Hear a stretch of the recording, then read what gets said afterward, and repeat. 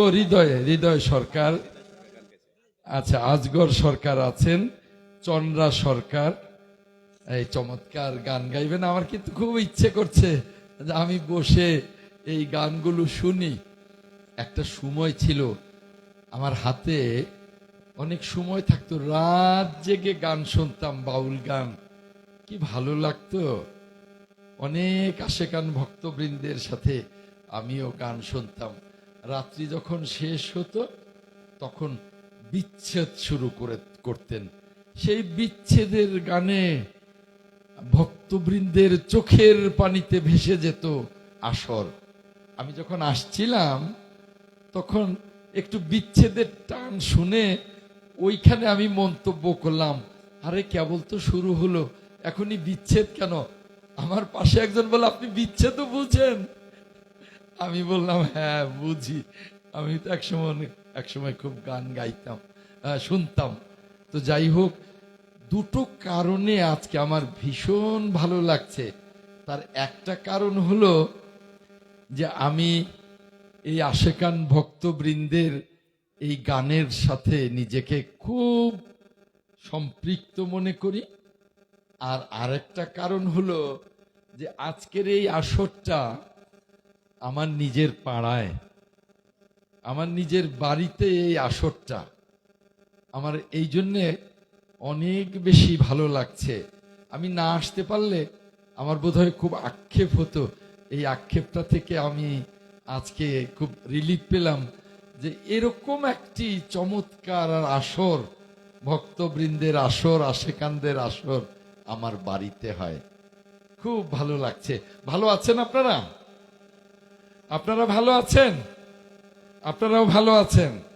আমার শিল্পীবৃন্দের সাথে খুব ইদানিং কালে যারা চমৎকার চমৎকার গান গান, তাদের সাথে খুব একটা পরিচিতি আমার নেই, কারণ আমি সময় দিতে পারি না। আপনারা গান শুনবেন, আপনারা গান শুনবেন, দেখবেন কি চমৎকার গেয়ে আপনাদেরকে মুগ্ধ করেন। আমাকে একটু আপনাদের বিদায় দিতে হবে, কারণ এর পরেও এখন এলাম উত্তরপাড়া একটা মাহফিল থেকে, ওই যে আমাদের বড় মসজিদটা। এখন যাব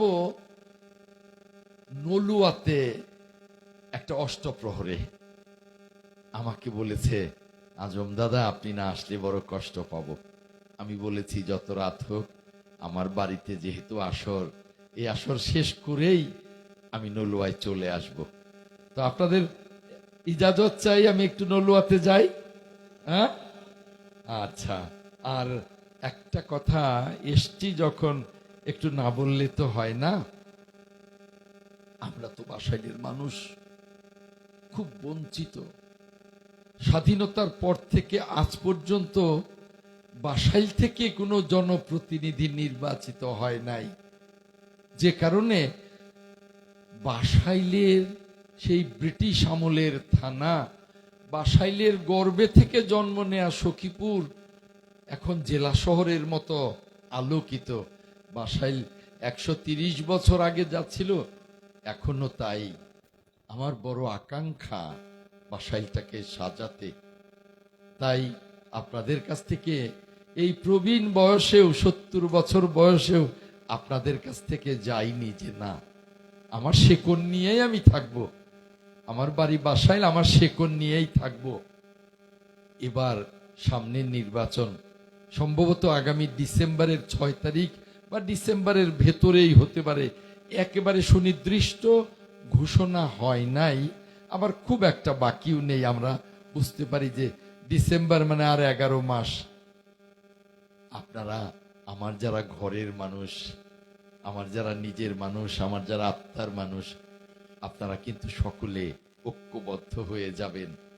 এবার বাসাইলে যেন কোনো দল থাকে না, মত থাকে না, কোনো রকমের ধর্ম থাকে না। আমরা সকলে যেমন একসাথে বাস করি, আমরা যেমন সকলেই আত্মার আত্মীয়। আমি অনেক জায়গায় বলি যে আমার বাড়িটা পশ্চিম পাশেই শিলবাড়ি, দক্ষিণ পাশেই কুমার বাড়ি, তারপরেই ধোপা বাড়ি। অর্থাৎ আমরা সকল ধর্মের মানুষ একসাথে। ও পাশে আবার মাঝি বাড়ি। আমরা একসাথে সারাটা জীবন, জনম জনম একই বন্ধনে আমরা আমরা একসাথে বাস করি, তাই না? কাজেই এবার কোনো ধর্ম নেই, আসুন সকলে মিলে এক হয়ে যাই, আগামী দিনে যাতে বাসাইলটাকে আলোকিত করতে পারি, এই আকাঙ্ক্ষা পূরণে আমরা সকলেই যেন এক হয়ে যাই। হয়তো আমার মার্কাটা ধানের শীষ, কিন্তু মনে রাখতে হবে যে এবার এই উপজেলায় বা এই আসনে ধানের শীষ মার্কাটা এই আসনের মার্কা, দল মত নির্বিশেষ, এভাবে চিন্তা করতে হবে। কি আমি ঠিক বলেছি? ঠিক বলেছি? আমার মা বোনেরা, অত্যন্ত খুশি হলাম।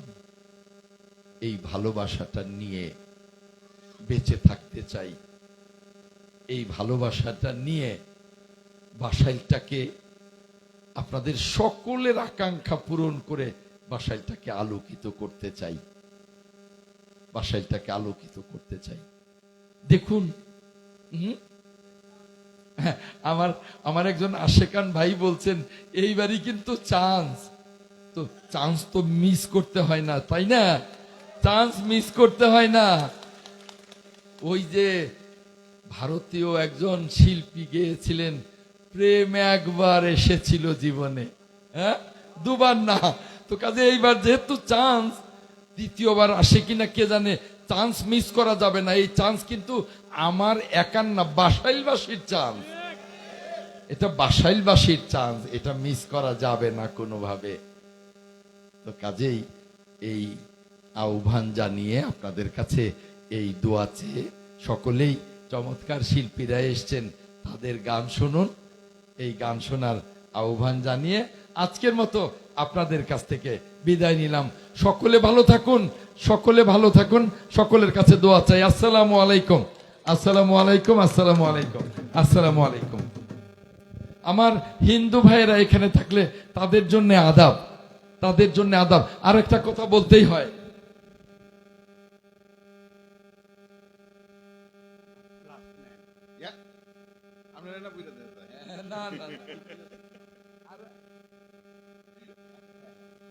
আরেকটা কথা বলতে হয়, এই যে আগের সরকার বিদায় নিয়েছে, 17 বছর কোনো অনুষ্ঠানে দাওয়াত পাইনি, আসতে পারিনি। আমি আসলে ওই আসরটি হতো না। আর এই সরকারের আমলে যাতে আসর ভালোভাবে হয়, সেজন্য কিন্তু আপনাদের নিরাপত্তা দিতে আমাদের ওসি সাহেবও আমাদের মাঝে এসছেন আমার সাথে। বাসাইল থানার পুলিশের ওসি সাহেব ওই যে হাত উঠিয়েছেন, একটা হাততালি দেন সবাই ওসি সাহেবের উদ্দেশ্যে। হ্যাঁ, ওসি সাহেবও চলে এসছেন, ওসি সাহেবকে ধন্যবাদ। আসসালামু আলাইকুম।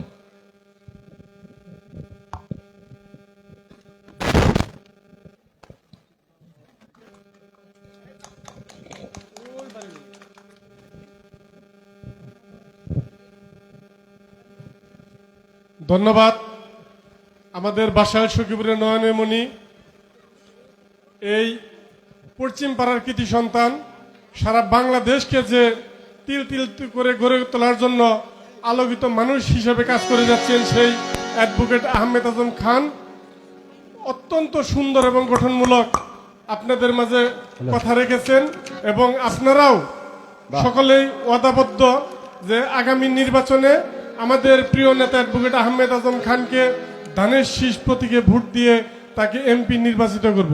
ধন্যবাদ সকলকে।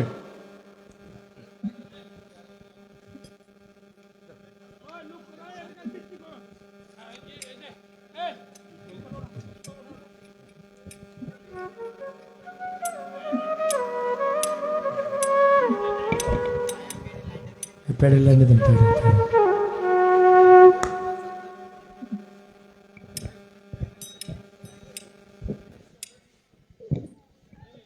প্যাডটা দেন, প্যাড।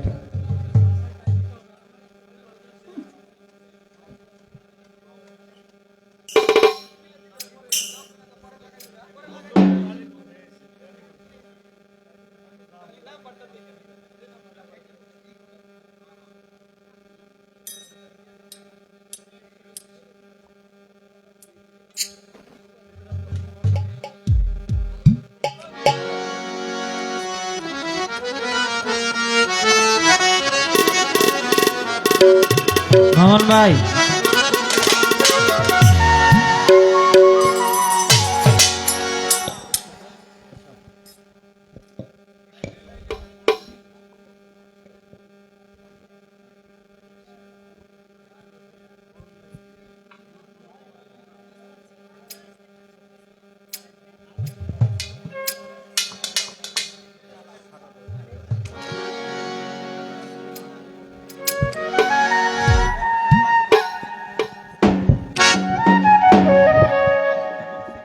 প্যাডের সাউন্ডটা বাড়ান না